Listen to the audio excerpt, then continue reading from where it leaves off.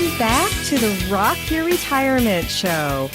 I have such a treat for you. Today, it's not just Barbara with me, but we have a guest on the show, Marni Jameson. And she wrote this really interesting book that I wish I would have read a while ago called Rightsize Today to Create Your Best Life Tomorrow.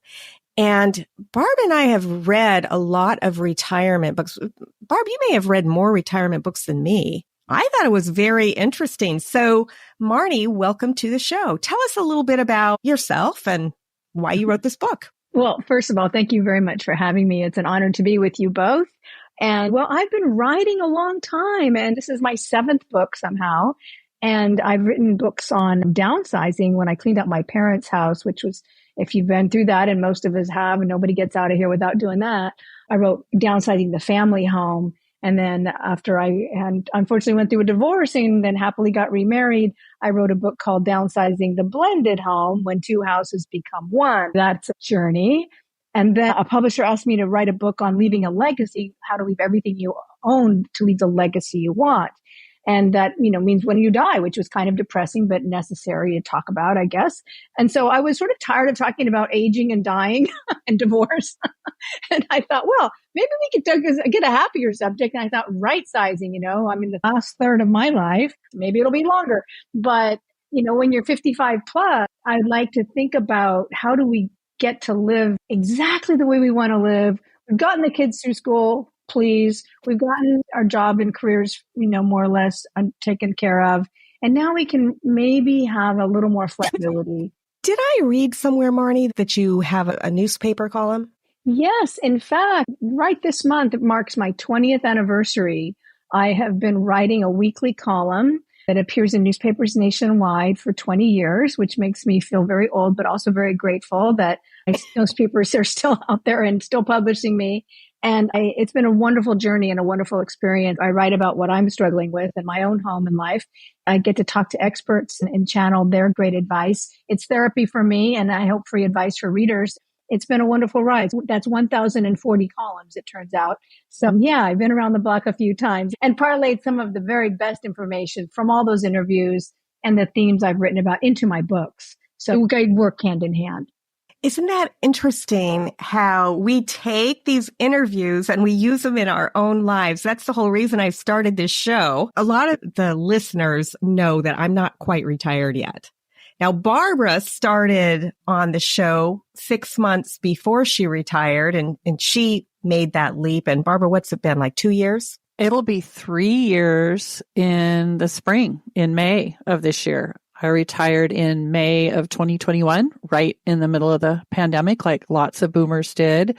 And again, with Kathe's help, with the help of the podcast, it really focused me on what did I need to really look at in my life and what did I want to change? What did I want to keep the same? If you haven't listened before, maybe Kathe could give you the 6 pillars of retirement, and we focus on those things as we talk each month. The 6 pillars of retirement lifestyle are spiritual, significant other, friendship, your purpose in life, which I used to call volunteer or work, family, and health. Those are the 6 pillars that we tend to talk about on this show. It is interesting how I do get a lot of requests from financial advisors to come on the show, but we don't talk about finances. So we were talking before I hit record, and you and Barbara were talking about some of the things in your book. Can you explain to the listener about your questionnaire and how you weight that? I thought it was hugely interesting. Well, thank you. I do think it's what separates this book out. So you both are aware of all the retirement magazine and literature out there on best cities to retire, best places to retire. And all that's great, except I don't know about you, Kathe, or you, Barb, but I'm not average. You're not average. So how do we know what the best place to retire is? Because what's right for you is not the same for me. So you've really got to drill down into What do you want? Do you want to live in a bustling city? Do you want to live on a pasture with view of the horses? Do you want to live on the water? Do you want to live on the golf course? Do you want to live near your family? Do you want to live farther from your family? 7% of people do. And that's not all I'm going to say about that. What's the right mix? So we can't just say a cookie cutter approach. And maybe it's really, really important that I'm close to the arts and the museum. And that's a 5 on a scale of 5, but it's only a 2 that I get to see my grandchildren. Or maybe it's switched. I don't know, because only you know that. So that's how we score things. You actually give everything a value. Like a 5 out of 5, I need to be near my kids. And 5 out of 5, I need to be next to stellar healthcare. And I want 4 seasons, or I don't want snow. Well, what is it? And maybe you don't care. I think climate's overrated. I could be happy either place. So to me, that's a 2. So you actually answer for yourself what matters to you. And you don't have to be able to multiply any higher than 5. So I am not a mathematician. I'm a writer. So it's not hard. The formula is easy. You both have taken it. Maybe you can vouch for me. But it does give you a really clear picture and a really objective picture, because deciding where to live and deciding whether to move is a multifactorial decision. And this book helps you deconstruct. It starts off with, do I stay or do I go? Maybe you stay in the same house and just make modifications in that home so it suits you into the next chapter of your life. Or maybe you stay in the same community, but in a different kind of home. Maybe it's one level. Maybe it's a townhome so you can lock and go. Maybe it is on that golf course. I don't know. That's up to you. Or maybe you leave the state. You leave the area altogether and go into the house that's right for you. But only you can answer these questions. And reading a magazine that talks about the 20 best places to retire isn't going to answer that question for you. Oh, Barbara and I had a conversation while we were reading your book. Barbara went through it. Why don't you tell the listener how you fared on the questionnaire? What do you call this? Not a questionnaire. What is it? It's an exercise. What makes people move, and should I stay or should I go? And you called it a decision tree, weighing the variables. Now, I think if you're a longtime listener, you've heard our journey of how we decided to do what we were going to do, which for you, Marni, is we'd lived in the same house for 44 years with family all nearby, but not our children. Our children had moved several hours away south and then another 2 hours after that. And after traveling for 18 months in a motorhome, we realized we were really missing our grandkids. We were missing out. And so that was kind of the initial thing. I thought we went through a pretty good set of decision trees. I'm a planner by background. And so my husband and I had lots and lots of discussions. I was a little bit floored, though, when I took this little survey and filled in my answers and his. And it caused a lot of discussion in our family, which I think is the point. I think that is the key point, is that if you're single, okay, that's one set of decisions and you can talk to friends and family. But if you're a couple, it's got to work for both. So the things that were important to me weren't as high on the scale as they were for him. So I was looking at the bottom line. So for me, I don't know whether I just kind of weighted it, but it validated our move to where we're living now. For my husband, he was still yearning for the things he was missing because it was his family place that he's lived since he was a little boy, since he was 6. And so he was there for 60 years. So leaving his mom and his brothers and his sisters and his nieces and nephews has been really hard. Leaving his golf buddies, very difficult. But the whole thing about right sizing, taking a triple car garage and a 2-bay shed full of a lifetime of hobbies and equipment and tools and a tractor, he was in tears. He was in tears when we had to move everything. And so I thought your book was very timely. It was very thought-provoking. And for someone who hasn't gone through it yet, I think it's just a necessity to do these thinking processes before it's too late. Because in Puget Sound, if you sell and leave the family home and you right size, in your words, you can't go back financially. So it's a pretty permanent decision and shouldn't be taken lightly. And so I think the tools you provide, at least for us, were excellent, even though it was after the fact. But I've read a lot of books. I was a financial advisor for 25 years and never came across the weighted average the way that you did it. And I thought it was brilliant. Thank you. And I'm not even a mathematician, so that coming from you who spent your life in numbers, that's high praise. But I do think it's just so emotional and so overwhelming. And I feel for your husband. It's so hard. And that's why in the middle of the book, we have examples of people. One woman was right in that she wanted to move from Colorado to Florida, which I've actually done. But when she got to Florida, she didn't get in the right place. She didn't stick the landing. So it wasn't that moving was wrong. It was she just didn't get the right place. So many variables. And I have another older couple, much older, they're in their 80s. They are still really happily married, but she moved into a beautiful 55 plus community. She's on the high rise. She has a view of a lake and a fountain, and there's housekeeping and gym classes and meals made for her. And her husband stayed at the house, which with his shed and his work equipment and all the things falling apart in the house, which was driving her nuts because things weren't kept up or taken care of. It was overwhelming her. And she was ready to have a life of leisure, and he's not. He comes over every Wednesday and he stays a couple nights and he goes back, and it's back to dating. Yeah, that's what he said. He said, it feels like we're dating. It was pretty cute, but it's not everyone's cup of tea, but it's just such an emotional process, and it really isn't one size fits all. And it takes a lot of thought. And I hope that what I'm doing in this book is opening the door to the discussion with couples to talk about what's important and why, and to sort of break down all the different components. There's friendships. There's just the flow of your own home and the history there. And then is your social life, if you have a church or family close to you, all that factors in. So also, what is the lifestyle that you're craving and what would make your life just the best it can be going forward?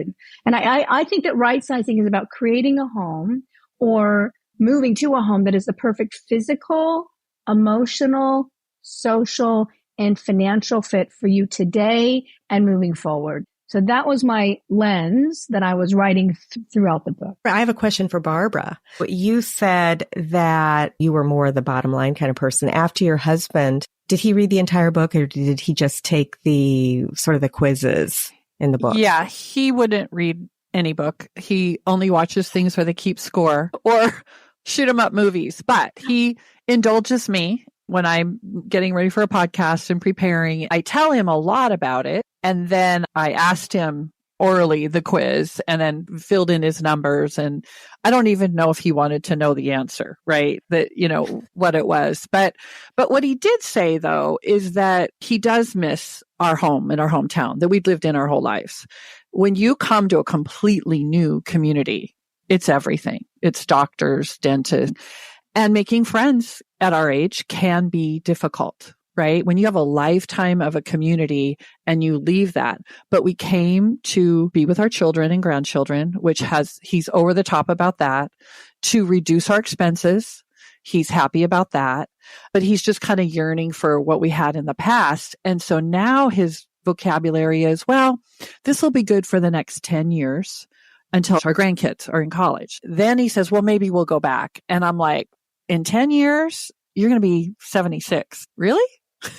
You want to go back to a farm and mowing and all that? And he goes, yeah, you're right. So I think it's more he's yearning for being younger than really where we're at. We're in a really good place now, and I think he'll adjust, but I think his transition is harder. I've joined women's groups, Bible studies, trivia, painting, and he's golfing. So he hasn't connected with other men in the same way, which was really helpful in your book, talking about how sometimes it's harder for men to make those connections. Or if you're an introvert, I thought you covered it really well, Marni. Well, thank you. How far away are you from your old home? How many hours? About 2.5, depending on the traffic. But we're 15 minutes from our son and his wife and our 2 grandkids.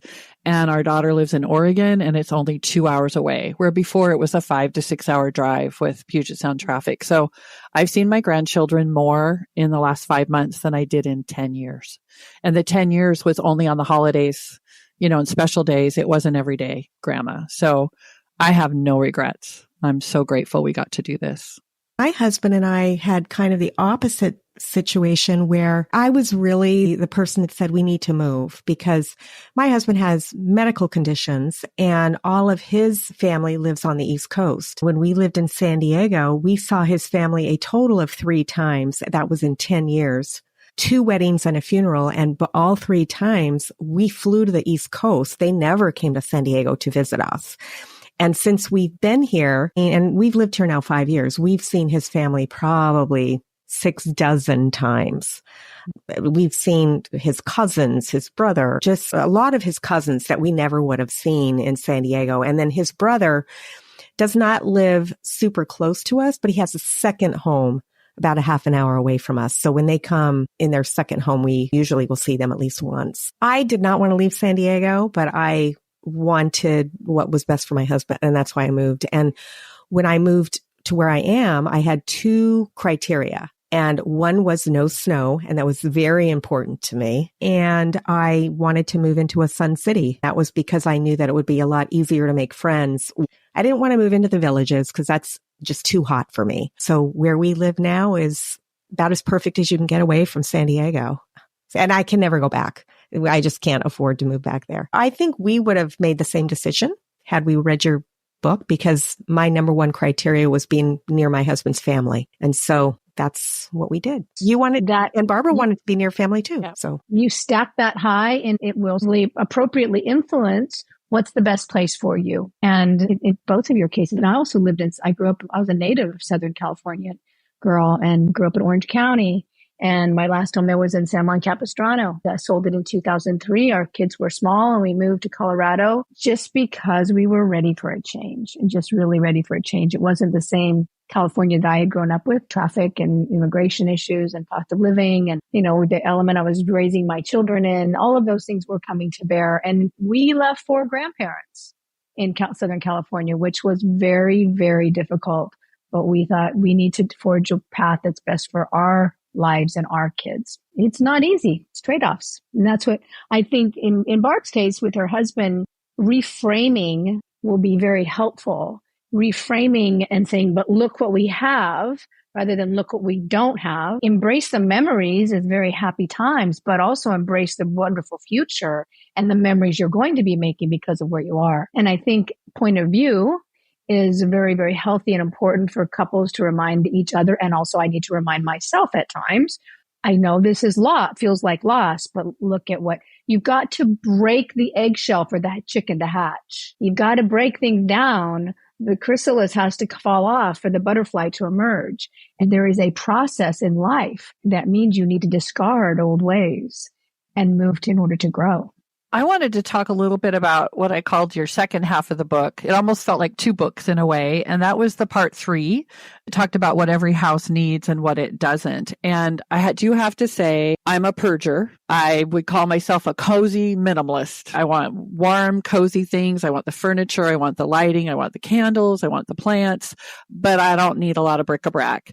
And because I was moving from a kitschy country farmhouse of 40 years style, I purged it all and started over. It was a little harder for my husband to do that. But I have friends, and I've met so many people that their things are their life. It's very difficult for them to even imagine moving because they'd have to get rid of things. And I do think there are people that get locked in and stay in a house beyond what really serves them because of that. And so I appreciated how you talked about living well and beautifully, but just not having so much stuff. And I just wanted you to maybe talk about that, because it seemed like you had some certain things like how many wine glasses do you need, and how many knife sets, and what kind of kitchen towels to buy. And I have to be honest, I was kind of jealous that I didn't have this when I was purchasing, like, oh my gosh. So I got rid of a lot of stuff, but I still got maybe more to go, and then replacing things. So maybe you could talk about what was the impetus for talking about that in this book. Well, I'm very encouraged that you pulled this out like you did, Barb, because it was a book of its own. And I really love the idea. I was going to call it Buy It Once, Buy It Right, or Buy It Right the First Time. And my agent, who I've been with for many years, were like, sisters who fight. She said, nobody wants to read a book that tells them they can't shop. And I'm like, this is not a book. She's from New York, right? She said, I love to shop. I'm not telling you to stop shopping. I'm telling you to buy it right and know what you're looking for. And she just didn't feel like it was a big enough topic. And I still disagree with her, but I got my way because I still got to squirt it into this book. And it's really, really on point with right sizing. because the first part of the book is where to live and how, and then people who went that way and how did it work out for them in different models of right sizing. And I just want to throw in there that 1/3 of the people in the last third of life who get a new house upsize. It's not all about downsizing, and half same size from in the same size house, but in another place. So this is not a downsizing journey necessarily. So then once you get that perfect house, whether it's a townhome or a 6-bedroom mansion, what do you put in it? Don't junk it up. Don't just drag everything in with you. This is your time to edit and purge. And so I do go through what every room needs. And we have the kitchen and the bathroom, and we did the bedroom with the linens and the mattresses, and all have those kitchen knives that we hang on to that don't ever quite cut right, or those sheets that don't breathe, and we still use them but because we paid money for them, but we don't really love them, but we don't know why. What I love about this is I was able to talk to experts to say, what are the properties that make an excellent kitchen towel, or that make an excellent mattress, or that make excellent sheets, or an excellent cutting knife, excellent cutlery, and a great wine glass? You know, what are the properties to look for? And I don't like to get too brand oriented because that's a lot of hype in marketing, but they're actual properties you can know to look for when you're picking out sheets or towels or cutlery or all these things. Soap, you live with quality and not clutter. And you can then start letting go of those sheets that don't quite fit, or they don't quite breathe, or they pill, and you don't feel so bad because now you know what you're doing. And I think that's what drove me on the quest as I interviewed experts in each one of these areas. That idea of how do I know what I'm doing, and how do I get it right, and how do I buy that quality? So you can do what Barb has done, which is the cozy minimalist, and have your home that's comfortable and has everything you need, but nothing you don't. And I think that's the sweet spot. But then you have plenty of people like me that are on the verge of, what do you call it? Hoarding. Yeah, I'm a collector, and it is hard to let things go. You know, for example, I just recently was able to let go of 5 of the 10. Technically, I'm a lifetime member, but I haven't paid in so many years, so I probably lost that status, of an organization called $1 Million Roundtable. It's for insurance agents, financial advisors, that kind of thing, who do a certain level of production and follow a certain ethical creed. Well, it's really hard to get in. And so each year that I was a member, I got this book, and I would go to the party, the thing that they did every year, where you learned a whole bunch of stuff. And it was in a different location every year. And you worked really hard, and you had to pay to get yourself there. Nobody could pay that for you. That's part of the deal, right? You had to pay to go there. And so I would always get the books, and the books had a transcript of everything that went on, all of the talks that went on in the program. And of course, I never opened these books, but I knew that they were there. If I ever wanted to open them, I could, but I never opened them, not once. And I've been thinking about getting rid of stuff, but it's just really hard. My husband said, you know, Kathe, you've got a lot of books up in the attic. You know, someday they're going to come crashing down because they're so heavy. And he says, why don't you start? And I said, okay, bring one box down. I will look at one box. And in that box was these MDRT books. And I said, so I didn't want to throw them away. And so I went on a Facebook group that I'm a part of. And I said, I have 10 of these $1 Million Roundtable books. If anybody wants them, if you pay the shipping, I will send them to you. Someone raised her hand. She said, I will take one or all of them if you want to get rid of them. And so we were I put them in one box. Cost us about $20 to ship. And I said, I'm going to send it COD. And so you can pay me when you get them. And she said, okay. So we boxed them up, and I had my husband take them to the post office. And I said, you know, you're going to send them media mail. If he'd sent them regular, it probably would have cost like $500 because they're heavy. And I said, you're going to send it media mail and make sure you do COD. So he shipped them off. Now, he forgot to do the COD part. So it actually cost me $20 to get rid of these books. And I have 5 more. So if she wants the others, I'm going to make sure I take them to the post office. But it was so hard, Marni and Barb, so hard to get rid of these books. And I still have 5 more to get rid of. But that was my little baby step. Part of it was I didn't want them to go to waste. And so by me finding somebody who wanted them and valued them, instead of having them go to a landfill, it made it much easier for me to release those from my life. If you're the type of person that's like on the verge of a hoarder like me, I feel your pain. But there are ways where you can give something up, make sure it goes to a home where it's going to be used or loved or whatever. You don't have to necessarily keep it in your house. And I am along this journey with you, listener. I am trying to get rid of my things as well. I've got way too many things. And right now, you know how Audible has free books all the time, and a lot of times they're books from years and years ago. Right now they have Lord of the Rings on. And so I'm like, okay, well, J.R.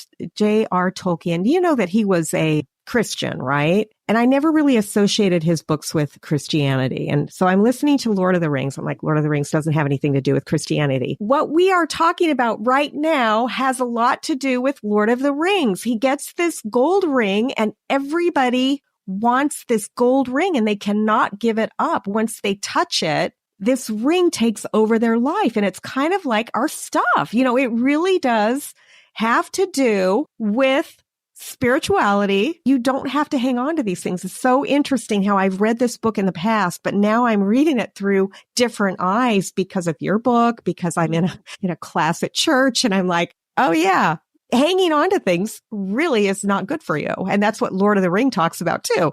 Go back and reread that book. I mean, we all read it as kids, right? So that's kind of my story about being a hoarder almost. I think you touch on something. I just wrote about this in my column last week and it rang a bell with a lot of people. I wrote about in our church, we had Quilting Sunday and I didn't know this was every year because I don't go to church that often. I just happened to swerve into church on Quilting Sunday. And there were these quilts, handmade quilts on all the rows. The church was covered in these quilts. The ladies who were the quilters made 101 quilts. I thought, oh, isn't that sweet? The quilting ladies, right? And then I found out that this is part of a huge Lutheran World Relief effort. They have sent 194,000 quilts in 2023 around the world. And she told us there was a story about these kids in Tanzania who it gets very cold there and they don't have very many clothes and they have to sit on the ground in almost their bare skin. They are stunted. They have something called stunting where they don't grow to their potential because what food they do get is used to keep warm and not to grow and not to have cognitive development. I'm thinking, oh my goodness, what these women want are the sheets that you're not using anymore, fitted, king, twin, doesn't matter, to use as backs of quilts in any fabric squares. They put them together and they send them off. They sent 26,000 quilts to Tanzania last year, another 34,000 to the Ukraine. And these are ground covers. These are tents. These keep families and children warm. I'm like, what? We have this clutter in our linen closet that right now could be going to help kids. So if that doesn't make you run to your linen closet, I don't know what's wrong with you. And the same thing with like towels for animal shelters. The rescues need towels for not only bedding, but to dry the animals off when they come in and they're dirty and they need baths. They need stuffed animals and they need luggage for foster kids who go from home to home with a trash bag. If you have a suitcase you're not using, foster care. So there are so many ways you can give in meaningful ways, and it'll make your heart feel so good. Like you felt sort of good, except you had to pay the freight, which was unfortunate. We've all been there. So anyway, I just think if you can be creative about letting go, and if you can let go and help others along the way, it's just pay it forward. Just pay it forward. I work with people who help people downsize. They're called move managers, right? And so they take your 5,000 square foot house and they help you downsize into a 700 square foot apartment. One of the things that one of the move managers talked to me about, I think I had her on my show maybe 10 years ago and we're still friends. And she said, a lot of times it's the memory that you want. It's not the thing. And she says, take a picture of the thing. And now you have that memory of the thing and get rid of the thing, but keep the picture. And so I thought that was really good advice that she gave. But yeah, we have so many things. And when you're talking about kids from Africa and Ukraine and all the things that they don't have that we are just sitting on, right? We're not even using. It's important to keep that frame of reference open at all times and just look for where could this benefit others. I also like to tell people who struggle with hoarding to, you don't have to get a divorce, but you might try a temporary separation. And I keep a bag in my closet and a box in the garage. And I'm looking at my closet, I haven't worn this in a while. I just stick it in there. And I know it's still there in case something happens and I suddenly need to wear that top.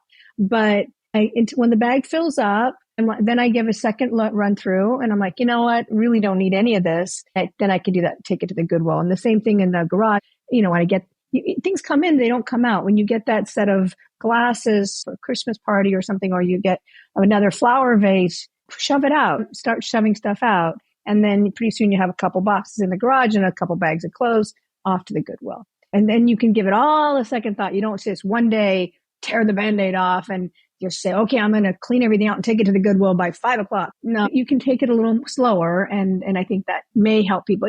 It's something that definitely gets better with time. And the more you've let go of, and sometimes people who've had loss, like I've talked to people who've had loss in everything in a fire or everything in a flood. And they're like, oh, well, and they build on, and guess what? Life goes on and they go on and it's all okay. Yeah, I'm sure they have some pangs, but what can they do? So they make new memories, and then you become a little less attached, which maybe people think is sad, but I think it's probably healthy. Probably. And we didn't have anything. None of us had anything when we were in college. Right. We didn't have anything. We all accumulated all this extra stuff. Well, I think that's right. Another factor, and it sounds like you wrote a book about it, is your parents, or now I'm the parent. And I know my children, we got rid of a lot of stuff. And so one recommendation I have is go live in an RV for any amount of time and realize how happy and how great you can live with very few things. You don't need as many clothes or shoes or cooking utensils. You can live quite comfortably on a camping trip for 1 or 2 weeks. But my kids are grateful that we made the decisions ourselves about what to let go of, so that when we pass, this is much more manageable. And they both said thank you. And my daughter talked about something like maybe Nordic or Swedish or something, that it's a thing. It's Swedish death cleaning. There you go. But they do it way ahead of dying, right? The parents go ahead and, as an act of a gift to their children, they make those decisions, which can be really hard if you don't want to face death. But at some point, looking at yourself and saying, do I want to leave this mess for my children? Because the things that gave you pleasure in life will cause them grief in your death, right? Because of the time and the effort. I mean, you see estate sales, and the kids and grandkids aren't going to appreciate our old brown, heavy wood furniture. It's not in style anymore. But your brain goes to, but I spent so much. It was meant to last. It was supposed to be an heirloom, but their tastes have changed. And now it's just a millstone around your neck. So I really appreciated how you talked about being intentional about the things you keep and giving the things that give you life and then letting go of the rest. There's nothing better than a good deadline and a move to force you to do it. It's hard to just wake up and go, I'm going to clean the garage, or I'm going to clean the closet. But if you have to move on a deadline, it's a good way to go. So I recommend read your book first before you read the book before you do that. Read the book. But if you're like me and you've already made your move and you still have a bunch of stuff, start with one box. I can do one box, you can do one box. So there we go. Marni, is there anything that you'd like to leave with the listener before we say goodbye? Well, you've touched on so many great things. I guess picking up on Barb's point, I wrote the book Downsizing the Family Home when I was cleaning up my parents' house, who didn't do what you did and had lived in the same house for 50 years. And my mom had her maternity clothes, and she's now in her late 80s. So I'm like, Mom, I believe in medical miracles, but come on here. So it was super hard, and you want to be a really good shepherd and of their belongings, things that meant a lot to them, but you can't keep it all. You've got a fully loaded house yourself. When I was writing that book, my agent, same one who does like to shop, she said, write it for the older person who doesn't want to leave a mess to their kids. Write both sides. Right, for the adult child who's dealing with the onslaught, and the senior parent who wants to leave a blessing, not a burden, to their children. And when she put that new lens on it, it doubled the audience. Of course, then AARP picked it up, and hundreds of thousands of copies have sold, and it's been a big seller, and it's really hit home literally for so many people. And I do think that is the guidelight that I use, and the guidepost that you should use. I look at my drawers and say, I wrote a book, What to Do with Everything You Own to Leave the Legacy You Want, in case you walk out the door, because I know none of us is ever going to die, ever, ever, ever. But just in case, there may be 7% of the people do die, and maybe you walk out the door and get hit by a meteor, Are your drawers in dying order? Are your papers in dying order? Can somebody figure out your passwords? Can they get on your computer? Can they shut down your checking accounts? Can they have access to things? Come on. Do they know what's important? So I think that's a mental lens that you need to think about as you look through your home and think about, what if I got hit by that meteor? Would people know what to do in the aftermath?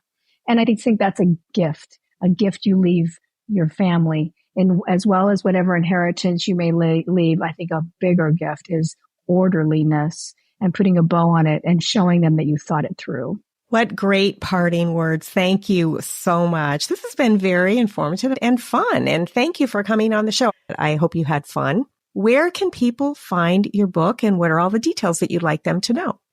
Yeah, well, they're welcome to hop on my website. It's Marni, Marni, Jameson, like the whiskey.com. And you can get under book tab. You'll see all the books, and they're available wherever books are sold. You can get a signed copy from me. You have to pay a little extra because I have to take on the shipping, and I will charge you for that. But I can sign them for you. And you can also sign up for my free blog. If you don't live in an area that has a paper that carries my column, and shame on that newspaper, then you can get my blog for free. And it's the same column 2 weeks later, and you can subscribe right on my website, marnijameson.com. Thank you so much, both of you, Barb and Marni, for coming on the show. And for the listener, we'll see you next time on the Rock Your Retirement Show. Bye. Bye. Bye-bye.